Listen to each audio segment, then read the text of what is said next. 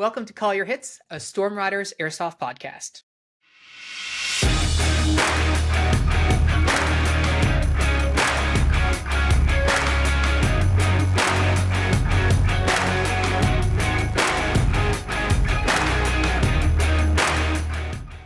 Thanks for joining us, everyone. My guest today is Dave Harrison, the owner of Zulu24 Airsoft Park in New Windsor, New York, USA.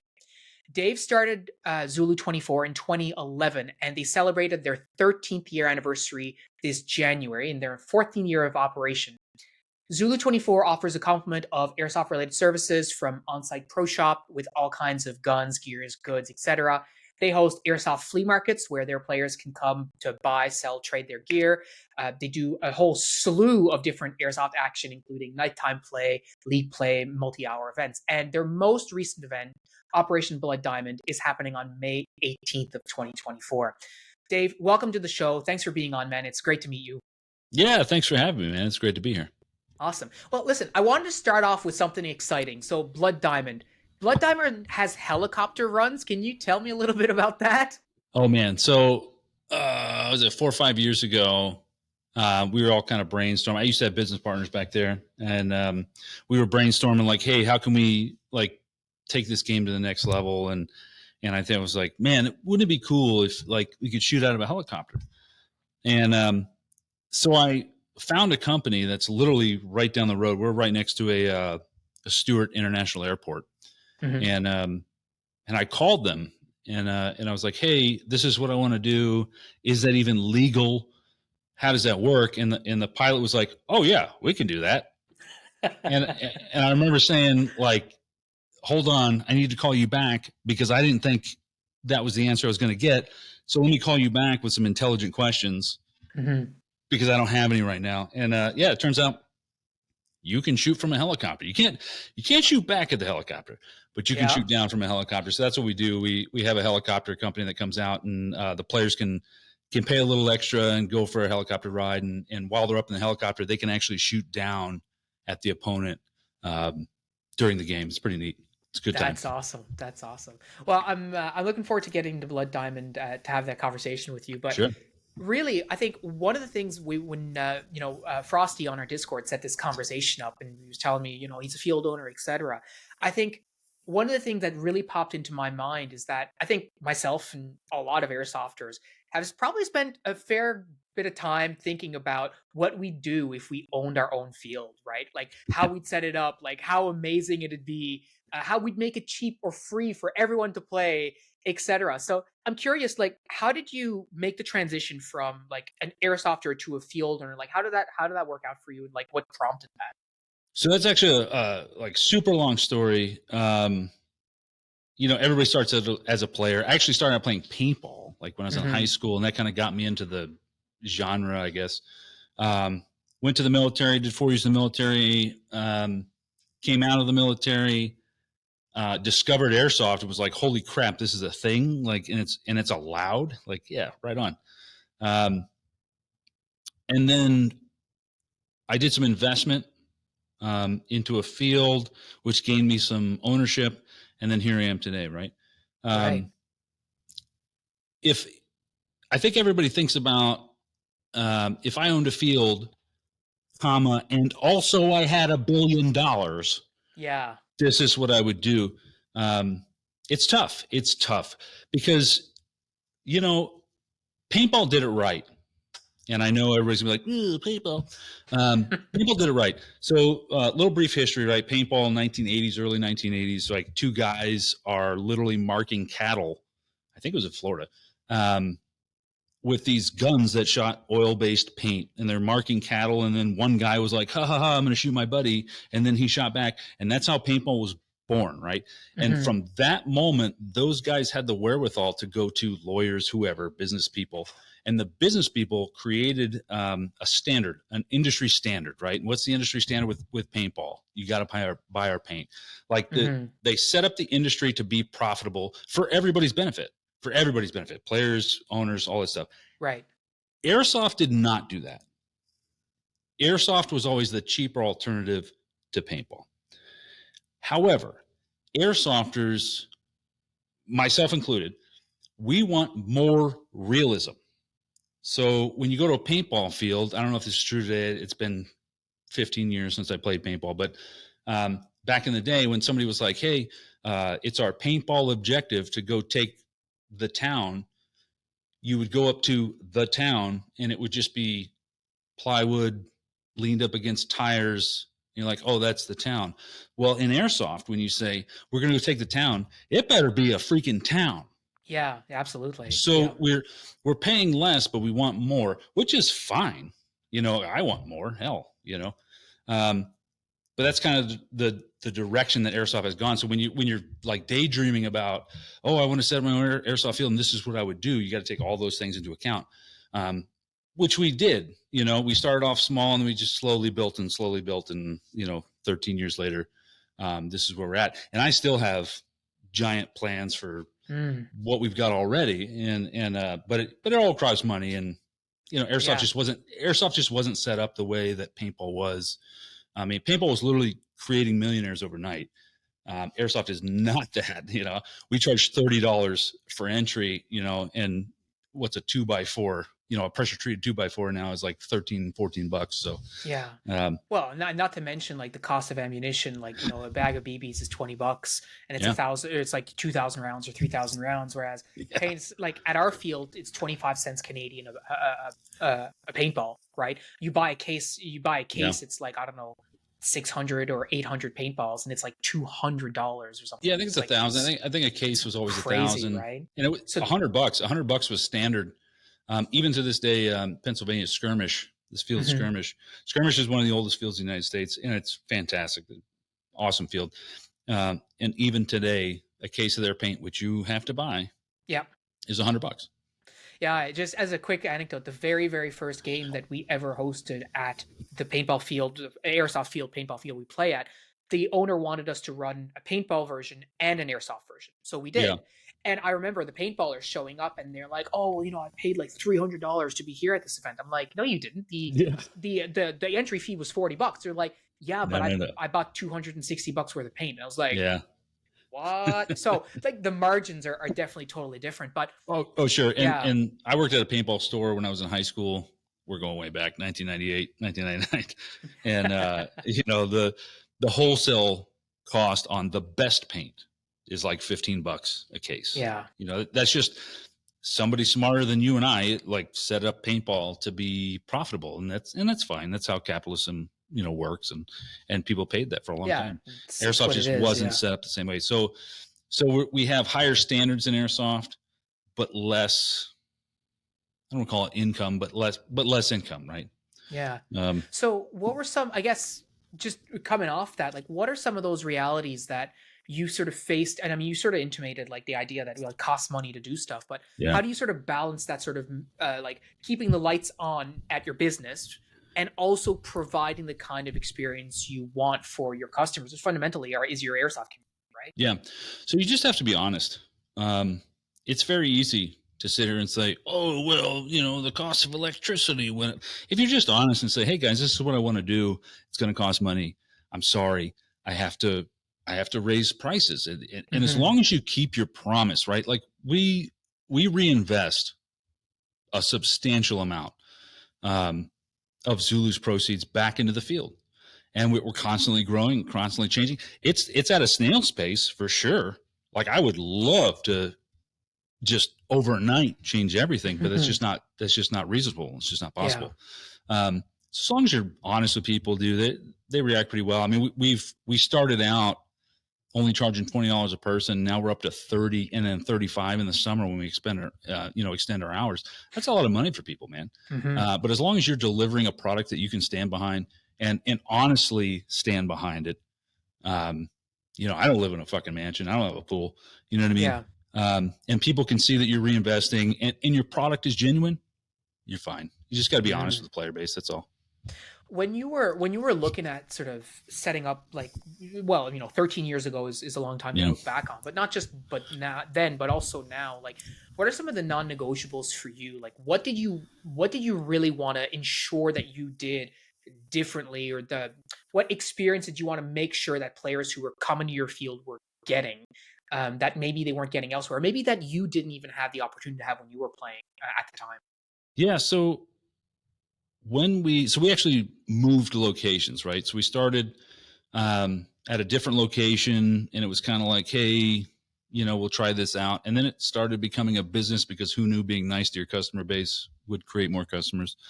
Um, and so we're like, oh shit, this is like an actual business now. Let's try to buy the property. And then the property owner was like, we want $3 million. Like, okay, no, that's not going to happen. So we moved locations, right? During that move, because everything prior to that was like, hey, what can we kind of afford, do whatever, when we moved to the new location, we knew we were going to move, so we saved every dime and dollar we could. So we had a pretty good chunk of change moving into the new place, and I was like, this is what I want. I want to say, hey, we're playing at the helicopter. And I don't want players to walk out there and be like, where's the helicopter? I want players to walk out there and say, oh, that's the helicopter. Oh, that's the embassy. Oh, that's CQB. That's a city. That's Newtown. You know what I mean? Like, I Yeah. don't want to have to like suspend reality. I want them to look at something and say, oh, that's a fuel depot. You know what I mean? And so we built stuff in that regard. And it costs a lot of money, but we just, like a snail's pace, we just kept chipping away at it, and I think we're in a pretty good spot at this point. What's the favorite thing that you built? Your favorite thing that you Oh built man, on the field? the favorite thing that I built, and I built this. I actually Okay. built this. Right? Is I built a Chinook Okay. helicopter out of wood, and I drew designs for it and everything, and I used grids so that I could actually like scale things up. And I'm proud of it because it looks right. Unfortunately, during the building process, I forgot 5 feet, so it's actually 5 feet shorter than the real Chinook. However, every other dimension is about the same, and it came out pretty well. And this was like during COVID. I think I built this. We've had to change the plywood out on a little bit because the COVID plywood was kind of crappy, Yeah. but I'm proud of it because it actually like if you put a tape measure to it, it's got all the right dimensions, and I love it. I'm sure like 98% of your players don't know the difference. They've No, they probably never don't. seen a real one. So, Yeah, they don't care. It's fine. It's something um, fun for them to play on. That's fine. but you're bang on when you talk about like that suspension of disbelief. And I mean, for a lot of airsofters around the world and stuff, you don't have a choice because you don't, you have to sort of suspend. It's like, oh, Yeah, this case, we do this all the time. This black case is an EMP device. yeah, No, it's not. It's a case, but whatever. We figure it out. But there's just such a value in having like a tangible thing. On our field, we have an old fuselage of a plane. Oh, And you're nice. right. Like when you say, hey, it's by the fuselage, unless they don't know what that word means, they're like, oh, you mean that? It's like, well, yeah, that's what it Sure. is. So, like that, I think it also does a lot to reinforce that sense of like, oh my God, like we're doing a thing, right? We're Yeah, doing something that is, we're playing the mission. Like it's, especially if you're trying to get that immersion, right? and it's tough. With, yeah, Like immersion's kind of a marketing term at this point, but yeah, I mean, everybody plays video games now, and who can actually say that they are immersed in a video game? So, and video games are fantastic these days, right? I'm not immersed. I'm in my living room. I've got a set of yeah, headphones on. Like, I know I'm not in danger. Like, it's a fun game. So to even put you there physically, and you have to, I mean, beyond hiring actors with blood spurting out of their freaking necks and like, you know what I mean? Uh, yeah. there really is no immersion unless you allow it to happen to yourself. And so creating play areas and props that can kind of lend you in that direction is always going to be better. I mean, and Mm-hmm. that's why with paintball, I was kind of like, it's fine. Like it's the airfield, but it's really just pallets all lined up and stuff. But that's what I wanted to do when we moved to this property was I wanted the players to walk out and not have to be told Yeah. that that's a helicopter. Like you just look at it and be like, yeah, it's a helicopter. And how have you seen that play out in the community? Like, how have people responded to these kinds of props? And like, are they still like blown away? Like repeat players and all this kind of stuff. Like, yeah, this is so cool. Like, what's the feedback like? So we get mostly positive feedback, but it's dangerous to kind of be in a bubble. You know, you need to Hmm. kind of get outside that bubble and, you know, make sure that it's not just your same customers. But it's mostly positive. It's mostly positive, and it's good. It's positive. It's good, and it keeps me motivated to keep doing more and expand the field more and potentially buy more property and stuff like that. So Yeah. it's good, dude. What's your like? What is your airsoft community like? I know prior to the recording the episode, I was telling you a little bit about how small our community is Yeah. here and stuff like that. I'm interested to know like what is your community like? Like what are the numbers we're talking about? And do you like frequently see the same pockets of people coming back? Like what's all that? How does that all shake out? So we have a pretty good group of return players, and actually for many years, people are like, "Hey, when are you going to come out with a season pass?" And Mm-hmm. I always joke and say, if I sold the season pass, dude, we go out of business because we Mm-hmm. have about a 70% return rate um, Okay. in terms of customers. Any given weekend with nice weather, you're looking at 120 to 150 players for the event. I mean, Blood Diamond, which sold out fairly quickly, we're looking at almost 300 players for that. AMS did a couple Awesome. games out here that were 400 plus players. Um, the community is great. I, I feel like I feel like we have a very good community. We have groomed them, and I know that's a funny term these Yeah. days. I know We what you have mean though. we have groomed them from very early on, right? Like we don't require. Um, I call them barrel condoms. I think some people call them barrel socks or whatever they'll. Yeah. We don't require that because I'd rather you be a good gun owner than rely on a piece of fabric that may or may not work. Only because I've seen them get shot through like four or five times. You know what I mean? Mm-hmm. So we let players be adults, and we Yeah. treat them like adults until they don't act like adults, and then we Mm-hmm. treat them like children. And our community is very positive to that because it gives them the freedom, right? It gives them the freedom to be adults and do things. And when they're confused about, hey, can I not do this? They come and ask us, and we're like, Yeah. yes or no. And if we say no, they don't do it. It's Yeah. great. Not saying that there aren't outliers, because there are. Yeah. And we handle those outliers, and we kind of cull the herd, and I think it's benefited us greatly. We have, in my opinion, one of the best airsoft communities on the East Coast for sure. Maybe in the United States, you will never hear, and if you do, you'll never hear somebody yell out call your hits. That's awesome.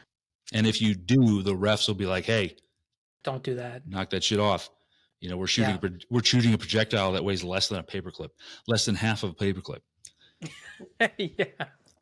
A bug farts and your Yeah. BB is going to be off trajectory. You hit a leaf, whatever. Always give that player benefit of doubt. If you do think that he's cheating or not calling hits or whatever, get a member of staff. He'll go watch it. He has to see it. If the staff doesn't see it, Yep. That's it right. can't just be your opinion.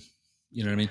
What is the Um, community like in terms of self policing as well? Because I think you talk about like being adults, and I think a huge part of that is like looking at your teammates or whatever and being like, hey, like don't do that, or yeah. like, hey, I'm not a marshal, but like you need to stop that, or whatever. Like, do you see that happening as well in the field? Like having ownership for the outcomes on your field and taking that ownership yourself, right? Sure, you don't poop where you eat, right? Yeah. And with a 70% returning player base, this is their home. This and by no means do I tell them this is your home. This is where they choose to be. Yeah. I'm a big advocate of, if you're a player, play everywhere you can. So when they come here and they see some stuff going on, they're pretty quick to be like, "Hey, man, like I'm gonna go get a ref, but in the meantime, hey, don't do that. This is how we do things here." Yeah. And then even more so on the digital side of the house, like we have a company policy for myself and all of our staff. We don't fight on the internet. Hmm. We just don't. Um, but the rest of the community will, and that's fine. And so they handle 90% of all the problems before they even get to me. To be honest with you, I don't find out until 2-3 days later, and it's already taken care of. Um, it's Yeah. pretty amazing. It's like this self-sustaining organism. Uh, you know, But I mean, it's so interesting because one of the things that I've heard consistently through, you know, different people from all around the world talking about airsoft field owners is this idea that airsoft field owners don't really want to deal with problem players because that negatively impacts their revenue. Like if you have someone who's causing problem at your field and you ban them, well now that's, 30 bucks, 40 bucks, etc., that you're not making every week. And so people are like, oh well, you can't count on field owners to solve these problems. And I that never really jived for me, right? That's insane. So you're trading $30 today for negative infinite dollars tomorrow. Um, you have to call the herd. You know what I mean? Mm-hmm. I am not afraid to ban players. I'm not afraid to ban players that have been playing for 5, 6, 7 years because the rules are for everybody. When I go up on the field, the rules apply to me 10 times more. Mm-hmm. And my staff actually wears patches that say Zulu24 staff. And when I give them that patch, which they have to earn, I tell them this is a double-edged sword. Yes, you're staff. But when you play on Zulu24 property, you are Jesus. You are the Messiah of airsoft, which means if some kid comes up to you and says, hey, man, I'm pretty sure I hit you, you turn to him and say, hey, good shot. I'm going back to respawn. Like, that's how you have to be. So I'm not the rules apply to everybody. Mm-hmm. And you have to call the herd, even the early times, and the early times is probably more important than now. When you're getting 30, 40 players, that's the time when you need to be like, hey man, it always starts with a conversation. You're not just going to be that angry guy that's like, wow, get out of here. Then you start with, Yeah. you know what I mean? You start with a conversation because everybody's a human. And also you have to kind of look at other fields and how they operate and be like, okay, maybe that's just a bad habit. Come on over from that field. That's fine. You have a conversation. Hey man, we got a couple complaints about you not calling hips, man. Hey man, just try to do better. Okay. Try to do better, but also keep in mind, we're watching you. You know what I mean? And Yeah. so I generally try to let people, I give them enough rope. You know what I mean? Yeah. And once it gets to a certain point, I'm just like, all right, hey man, you're not fitting with our community.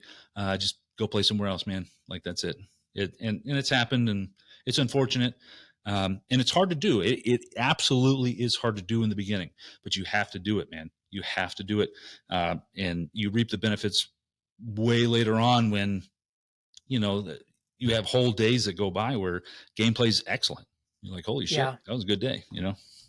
It's so good to hear you say that, because like I totally get where you're coming from. Like you're looking at this like, I have a community that I'm trying to, for lack of a better term, like I'm trying to protect this community. I'm trying to protect Yeah. this space that we've created, and I'm not going to let one person potentially damage that for Yeah. 30 bucks. Like that doesn't make any sense to me either, right? So I definitely appreciate that. I think you mentioned though, like, the rules apply to you as even more so, which totally get that. How often are you getting out there to play as a business owner? Like talk to us about that a bit. So, unlike the drug trade, airsoft is one of those where you need to get high on your own supply, right? It's important. It's important to get out there and play because I've gotten to a point now where my staff is by far the best on the East Coast, and fight me if you think otherwise. They can run this place. I don't need to be here. They know what they're doing. They do an excellent job, and they know what they're doing. I mean, I've always got input, and I always give them shit, when they're slacking off. But I try to play at least once every weekend. I'd love to be doing it, both days, Saturday and Sunday. But honestly, I'm 40 and my knees crack, and it's tough. Feel you there. Yeah, but I try to get out as much as I can. Just because it's important. It's important. It also gets you out on the field to see, hey, like, oh man, that building's looking kind of rough. I need to go fix that building, or hey, maybe this game mode, maybe we can change this up a little bit and move the spawns a little bit, and maybe that'll be fun, because I never want to get stagnant. We could get into this habit of playing the same games, which we have in the past, and it's kind of funny because all the staff kind of come to the same epiphany at the same time. Like, man, we've been playing the same games, like. And so we try to switch things up, and getting out there and playing definitely helps with a perspective of like, hey, we should probably change this up. Or also when you build something new on the field, you just want to see how it plays. Is the location good? How can we put the spawns to play around this, or is it bad? Do we need to move it? That type of thing. You have to get out there to kind of get high on your own supply. You have to. You absolutely have to. But arguably more important is to play at other places, other fields. I really want to get out this summer. We have a pretty light schedule this year, purposely, and I want to get out to other fields, local fields. I want to get out to other local fields and just play, right? See what they're doing right, see what they're doing wrong. It doesn't matter. I'm not going to sit there and correct anybody, but just to taste what the airsoft is like. That's a main reason why I signed up for Iron Horse. Just get out and see what's new, see what's happening. Yeah.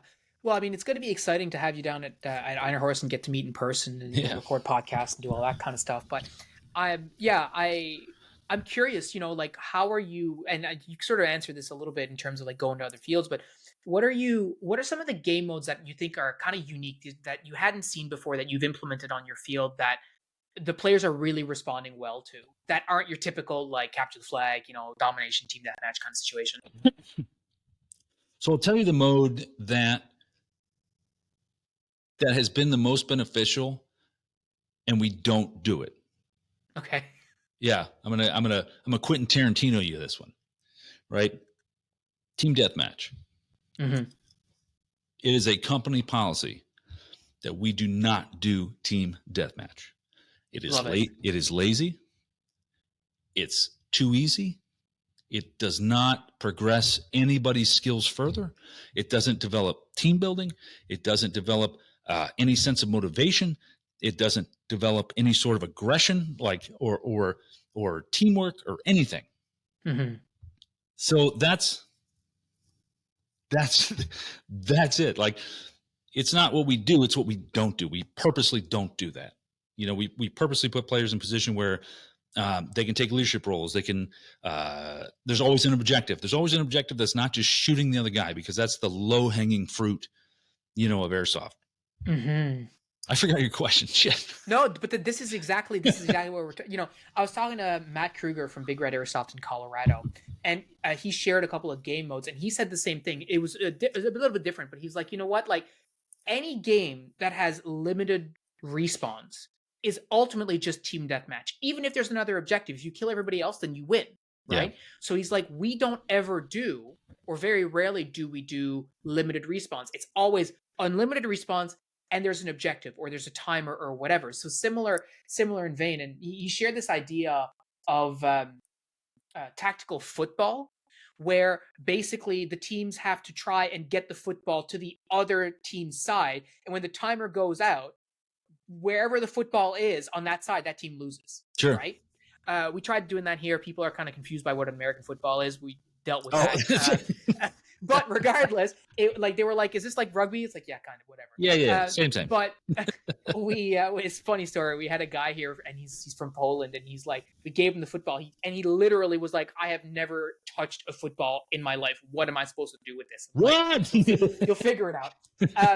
But yeah, like, I think, you're right. Like, it's not what you do, is what you don't do. I think that's a really strong answer, and I love that as a policy. And it's funny you say that. We had a game mode early on where we had these giant spools, right? So again, early on, we were just kind of like getting what we could, and mm-hmm. part of what we could was these giant spools where they had like fiber optic cable. Talking 10 foot to 3 meter diameter. I know you're in Canada, so I got to convert everything. Appreciate it. Spools, and they're heavy. They're they're 200 pounds, which I don't know what kilos that is, but I'll just say 500 kilos. Yeah, it's like 1,000 or something. Yeah, it's like fucking a ton or whatever. And they would have to push them, right? So it was the same thing, right? It would start in the middle, game on, and the teams would have to push them, up and down the field. Mm-hmm. Same thing. But again, I think anything with an objective requires that people from all walks of life, from north, south, east, west, have to look at each other at some point and be like, hey man, I'm going to go do this. Do you mind doing this? Which is what teamwork. And that teamwork that teamwork develops into friendships, and that friendships develops into, like maybe a team starting, whatever. It builds the community, and that's important, right? Because airsoft's in this weird situation right now. I always equate it to airsoft is where paintball was in 1987, right? Still on that rise. Mm-hmm.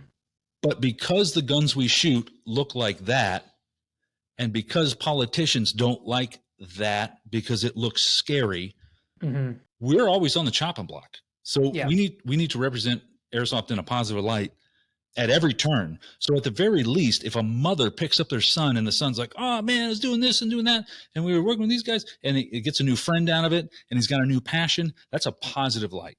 Yeah, So absolutely. everything agree. that we can do, and it literally, it's grassroots, right? It starts with us. To build a community that's positive, and also a public persona that's positive, that's what needs to Yeah. happen. Well, and I think, we lived that in Canada with Bill C-21 last year, Oh, which that's I'm not right. sure if you're familiar, Yeah, but I like did watch that. huge deal. And a huge part of that for us was coming out there and people saying like, like I am going out there, I'm learning about leadership, I'm learning about teamwork, I'm learning about working with other people, collaboration, whatever else. And so I think you're sort of hitting the nail on the head. Yeah. And this ties into also like your notion of community, right? Like you need to have all of those pieces in place so people feel comfortable. Because I've seen this here sometimes too, where players come and they don't talk to anybody, they don't engage, and then they leave, and then we don't see them again. It's like, Yeah. what are you doing? Right? Yeah. Like you got to go. Like you can't just not play the objective, or like you're saying, hey, I'm gonna go do this thing. Would you mind doing this thing? Or like, would you like to come with me, perhaps, because I could use a second gun or whatever. Sure. Like you're bang on. Those are the things that you remember. I was sharing with my friend Pat, like at the game the other day. Like I had a teammate, and this guy was rushing the objective, and he was like, 10 feet away from touching it. And I was shooting at him. I ran dry. I went to do a reload as fast as I could. And I was like, oh, this is not going to happen. He's going to get it. And my teammate came right around, ripped around the corner, and was just like, clack, clack, clack, and took him down. And I was like, well, thank God I had a teammate, because, right. If we hadn't communicated, we hadn't coordinated and worked on that, like that game would have been over. That would have been the end of it. Right. Yeah. So yeah, I totally take what you're saying about that. Right. What are you bringing for teammates to Iron Horse? Like, what is it? Are you rolling with a whole crew, or are you going by yourself? Like, what's that looking like? So traditionally we had a team. Well, I hesitate to call it a team. We were a group of guys. It was Task Force Jinxie Cat. Okay. And it started. Yeah, I know. It started with, we were playing a game that we do here at World War III, right? There's multiple flags or whatever, but it doesn't matter. And a buddy of mine and my former business partner, Mario, they were like, let's paint our faces. And I was like, I wear contacts, dude. And I was in the military. You paint your face. The paint gets in your contacts and just burns. Like, I don't want to paint my face. And so they went like all out, like Rambo regalia face paint, right? And so just to kind of piss them off, I took the black paint and I made a little nose and I did whiskers, right? So I looked like a little cat. And then during that game, we started meowing at each other. Cool. And then from there, it became a thing. So we had about like 12 guys, and we were Task Force Jinxie Cat. And we would go to these events and meow at each other. I mean, and it was kind of strange. People freaking knew us because we were meowing. More importantly, we were effective, and that's better. But so usually that's the group that I go with. But life happens. People have kids, get married, all that stuff. So now I'm just kind of, I'm not lone wolf, and there's a bunch of staff that's going, and staff's friends. I think it's InDev. I don't know. I'm an old guy. I don't know about all these things. Yeah. I'm just kind of going and hanging out. This is a pretty low key event for us, or for me. I just want to play at Guardian with a lower player count is really why I'm going. Mm-hmm. I played there with 800 people, and I'll be honest with you, it was not very fun. Yeah. So I'm looking forward to it with a lower player count. I want to talk about Blood Diamond now that's coming up. But before we get into that, I'm just curious because, like, one of the things we've talked about a lot on this podcast in general is, like, if you have a local feel to you, like, that field owner is probably open to running games at their field, like events at their field, like generally speaking. Yeah. So, and I know that you guys run events, and I know that I think probably in the past I think you've worked with Eric from Gun Gamers. Yep. I'm just curious, like as a field owner, how do you select the kinds of events that you want to run at your field? Like, is it something that the player base, your community gets a say in that? And who do you choose to run events with? So in the beginning, in the long ago, we were all in house, running our own events. And then as you gain popularity, then producers come out, and producers is a very light word from just Mm-hmm. somebody who thinks up a game in their basement, and so it's all trial and error.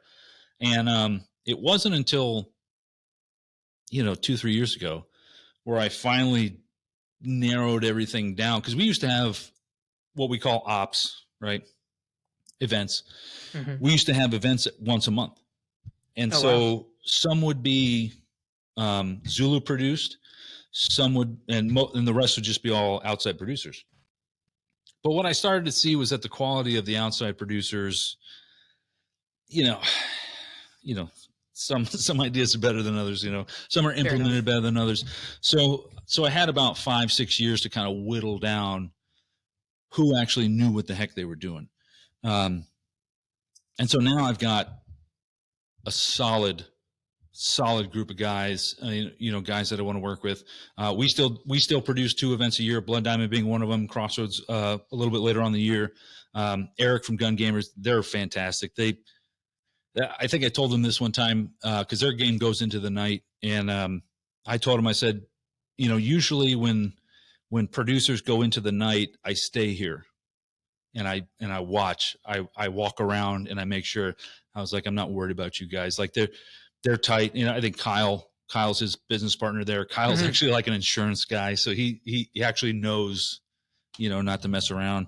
Grimnir, I don't know if you're familiar with Grimnir. Yep.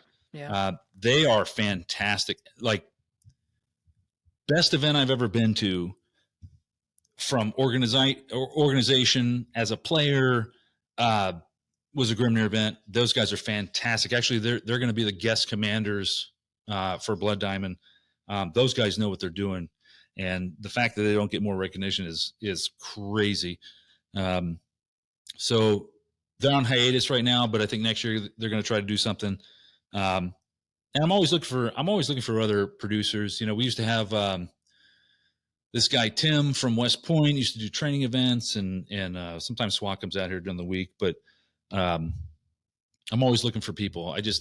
I can't anymore. I can't let the guy who has an idea in his basement run an event anymore, because unfortunately, man, when events go bad, which does happen, Yeah. people don't say, "Oh, X event was bad." They say, "I had a bad time at Zulu." Yeah. Exactly right. And so, unfortunately, I can't allow that to happen anymore. That's just a side effect of not getting big, because that's a silly word, but of growing. Yeah. And I mean, you talk about, you just mentioned it briefly, but I mean, like there's the whole, unfortunately, the grown up side of running a business, which is, the insurance, the costs, like reputational damage, like all this kind of stuff is all real things that, as much as airsofters think, oh, it's just an airsoft field. I mean, fundamentally, if you extract the fun portion out of it, it is just a business, Yeah. right? And all those are important considerations. But that being said, let's focus on the positive and let's talk about Blood Diamond. Like, Yeah, man. what's that all about, man? So Blood Diamond is a fun event, right? I mean, we can all sit here and say milsim and use that marketing term, how you will. It's a fun event with 3 teams is basically what happens, right? So there's the lure, if you will, is that De Beers and I can't remember the company. No, I don't know my own lore. No, so two diamond companies are basically waging the shadow war, and they're using private military groups. So there's Executive Outcomes and Sandline International. Executive Outcomes being the more popular one, but Sandline is also another mercenary group that worked in Africa. And so they're fighting these battles over the mines. And then in the middle of that, you've got the People's Army of Africa, right? And they're kind of a ragtag group, but they have no real allegiances, right? So their services can be bought for diamonds, and part of those services are using our mortar to call in mortar strikes. And they can fight on your side for a half hour at a time or whatever, and they set the price. So I put out diamonds out on the field this year. Actually, diamonds are going to be very rare, so they're going to carry a lot more value, and the value is set by the players. I don't set the value. It's all up to them. And so now there's an overarching theme, and there's some missions that boil down to some nerve agent at the end, Yeah. But it's just a fun game. And you get the helicopter, and they're raining down BBs, and it's actually a lot of fun. I play this event because it's a lot of fun, and just not even going in the helicopter, just hearing the helicopter, it really puts you there, man. It's pretty awesome. And the pilot for the helicopter, I think her name's Heather. She actually owns the helicopters, and man, she gives you a ride. She's below treetop level. It's really awesome, man. She's a good pilot. And you can shoot down and stuff. It's a good time. It's just a good time. It's just no shooting at the helicopter. As no, good God, no. That's number 1, 2, and 3 in the safety brief, and then 4, 5, and 6. Do not even point your gun at the helicopter. Because the BB will dent stuff, and the FAA is pretty stringent. No kidding. Hey, yeah, and that's the expensive bird to be shooting a BB at, well, anyways. So. I don't know if a BB can take down a helicopter, but I don't want to find out. Yeah, exactly right. So with respect to to the gameplay and stuff, is it continuous gameplay, and did you find that there was an adaptation period from your community to be oh, these are the kinds of games that they're going to run here? How did that shake out? So yeah, and Blood Diamond and Crossroads are our two kind of staple events, right? But they only represent 10% of the events that we have run over the years, right? Because everything's a learning process. It just so happens that these two events players like. It's a good format. It appeals to a wider array of players. It's like distilling, right?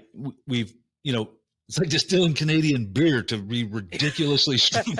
like these two games are distilled down to be the most fun for everybody for the longest time. And the way we run it is it starts at 10 and it goes till 6. You know what I mean? It wasn't always like that. We had lunch breaks and things like that. But we kind of found and figured out that if you plan in a lunch break, that's just giving players excuses to leave, and then the rest of the game after lunch is kind of weird. It's like a pickup game or whatever. We also try to instill into the players that the team that stays on the field wins. You know what I mean? So it's almost like a mentality. But yeah, so we've distilled everything down to this stuff. I tried a bunch of new stuff last year with dog tags and drones, and we threw the freaking kitchen sink at it. And we've learned a lot of lessons from that, and we're kind of taking that and moving forward with mobile respawns, and we're actually we stole something from Eric from Gun Gamers, and I told him this. I told him I'm going to steal it. He uses shotgun pigeons. You know what I'm talking about? The clay pigeons. So yes, yeah. The the skeet targets or whatever. Correct. The discs, yeah. So he mounted those on their mobile respawn, and so the enemy team could respawn there until the other team shot that clay out, and then the mobile respawn is no good. So we stole that from him. I did dog tags last year where you could capture dog tags and they're worth points. This year's all about diamonds. Should be good.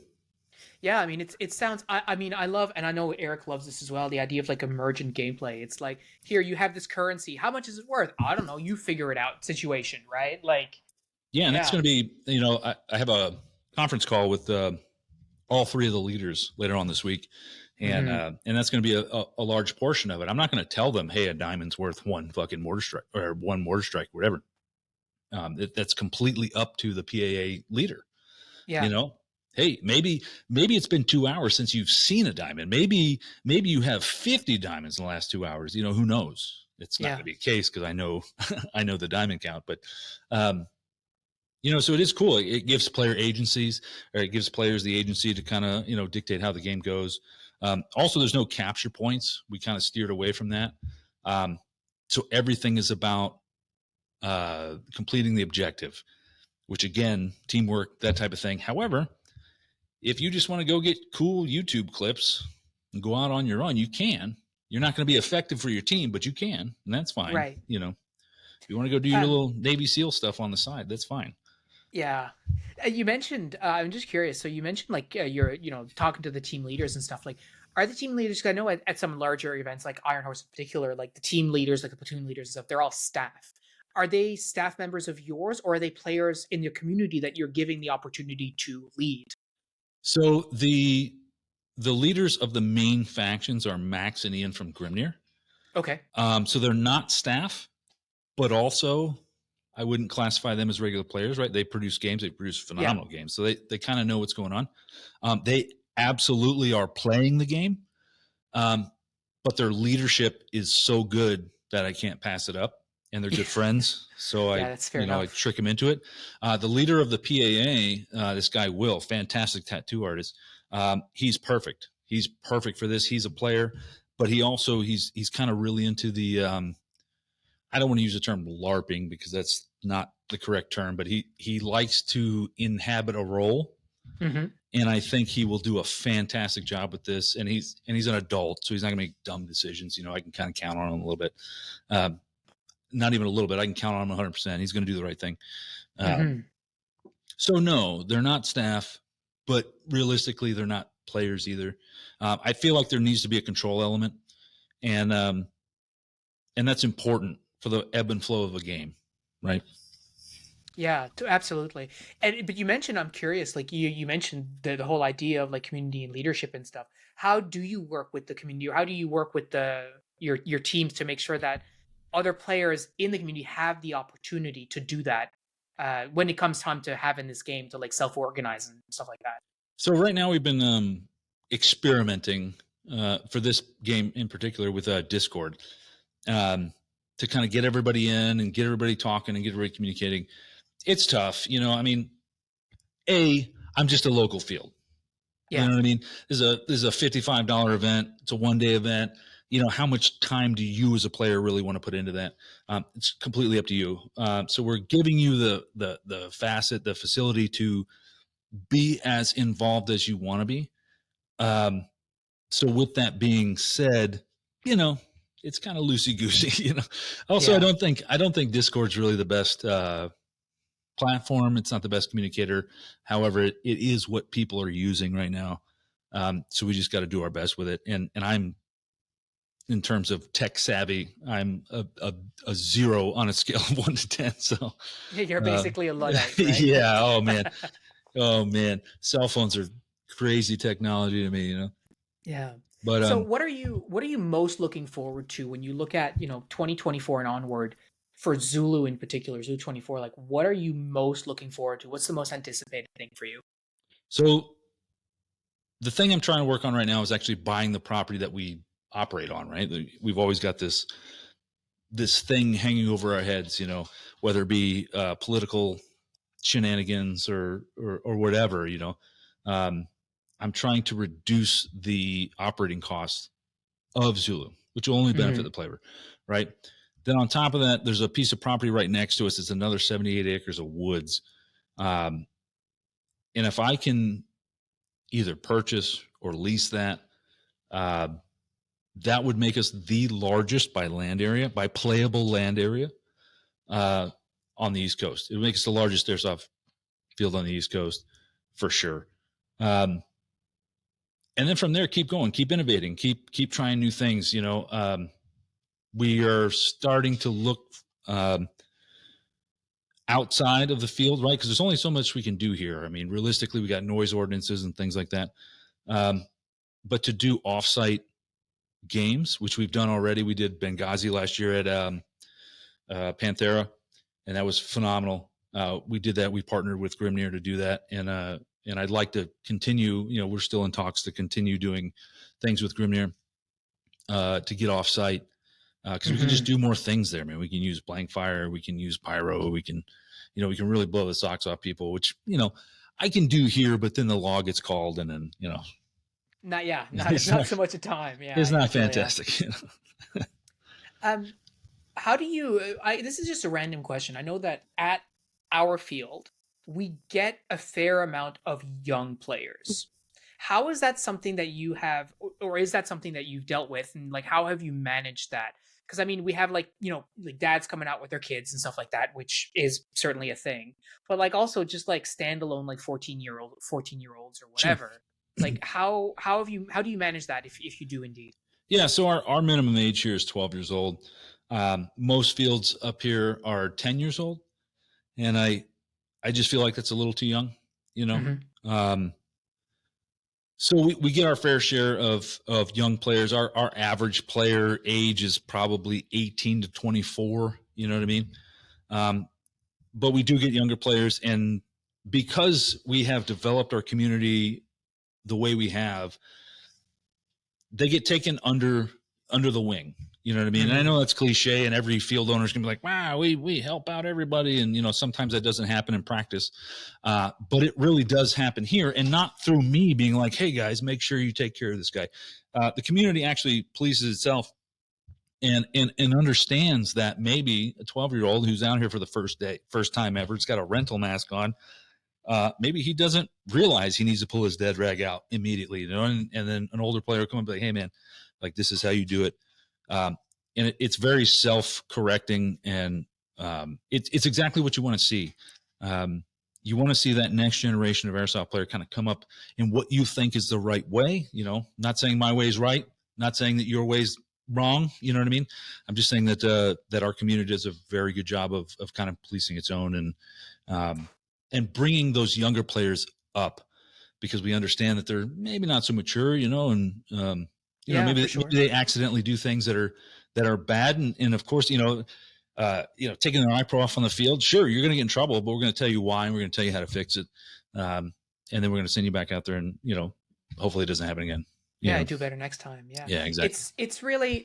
It's really cool for me to hear that, and it's cool to see that, like, even at, you say it's a small field. For me, your field is gargantuan compared to what we do, but some of that messaging is still the same, which is, hey, you got new players, you got young players, like you got to make sure that you keep coming back, because I mean, yes, for as a business owner, they're your future clients, their revenue, etc., but more importantly than that, they're the ones who keep making sure that your community, your field has a good rep, and your community and stuff like that. So I'm really glad to hear that. I think it's really cool to hear that from a field owner as well, right? Yeah, and it's actually I'm actually glad when they come in a little younger.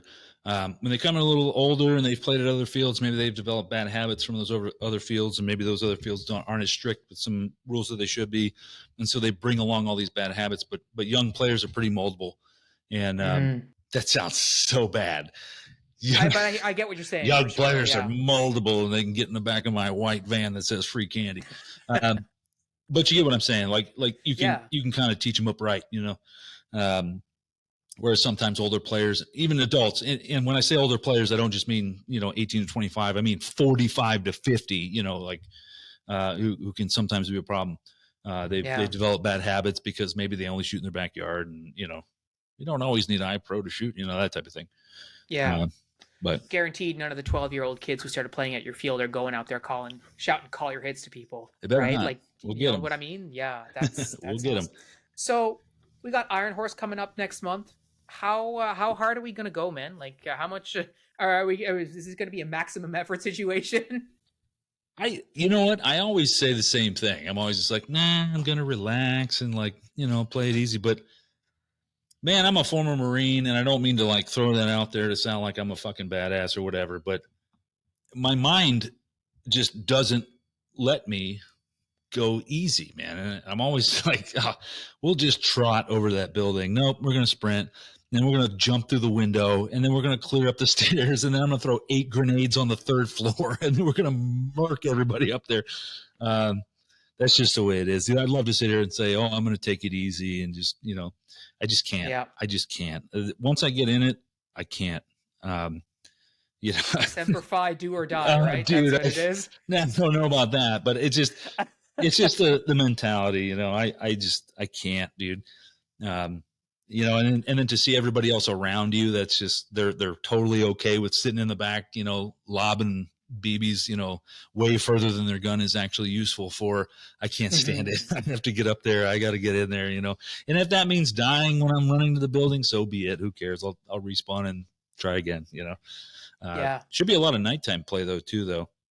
Yeah, So that's going to be interesting for us. I mean, they're saying how the whole field is illuminated and stuff, but like it's pretty as a neat. Yeah. foreign national, we are not allowed to look through night vision. So that, unfortunately, legally You're is not I'm allowed not to. breaking. You're not allowed to look through night vision. Yeah, and you as a, for example, if you were to say, "Hey, Phil, this is night vision equipment. Here's how to use it," you'd be breaking federal law as well. No. So, Well, it just can't. given It just can't cross international lines. So you're fine.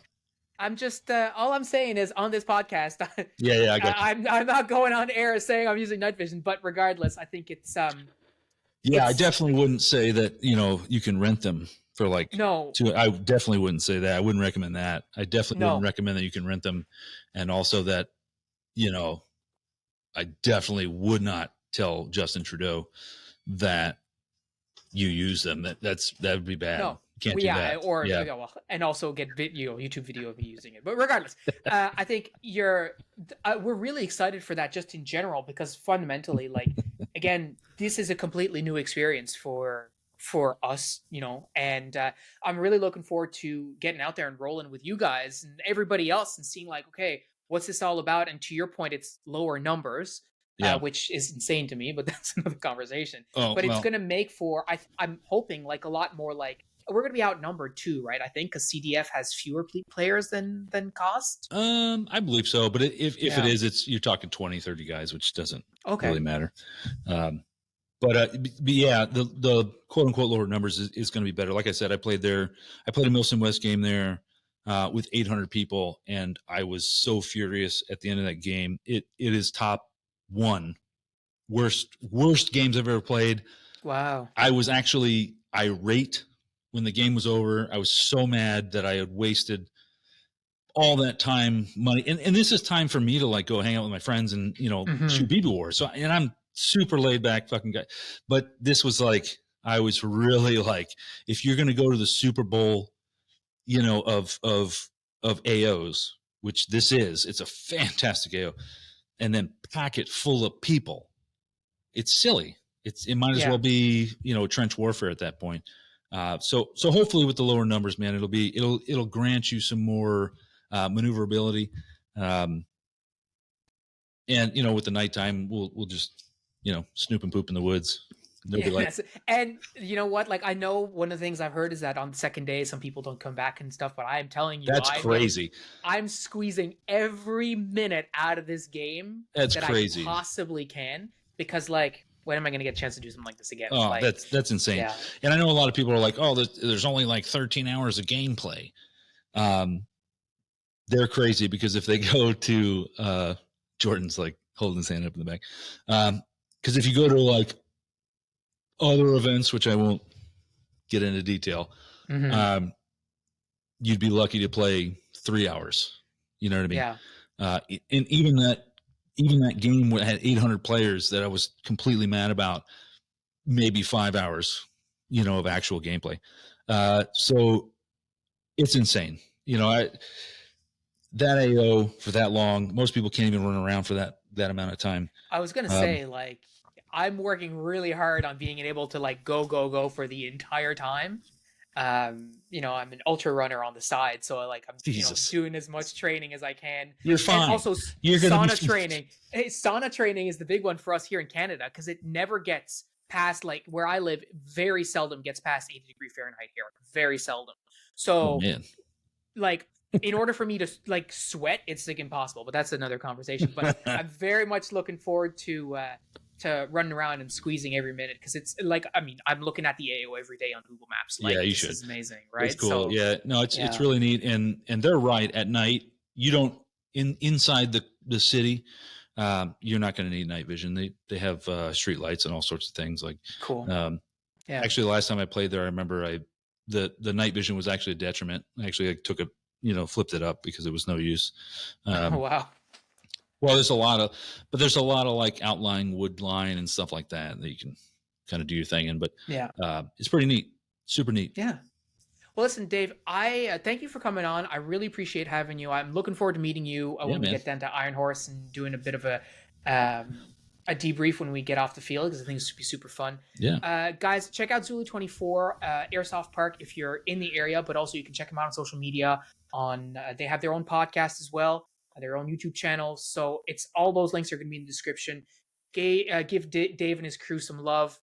You're doing some tremendous stuff. I just, maybe one day I'll have a chance to travel down to you guys and check it out, see it in person. Not that far. Yeah. So thanks so much again, Dave, for being on. Guys, that's all we got for you this week. Thank you so much for listening, and we will talk to you next week. Take care, gentlemen.